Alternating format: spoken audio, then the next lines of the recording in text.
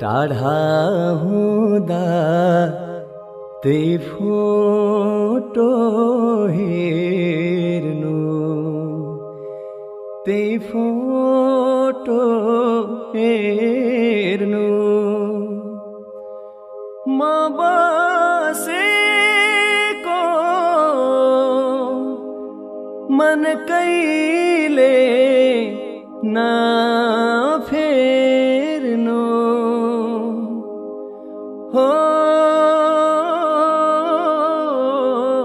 गाईलाई चराउँदै लाली जोवन जान्छ कि हजुर,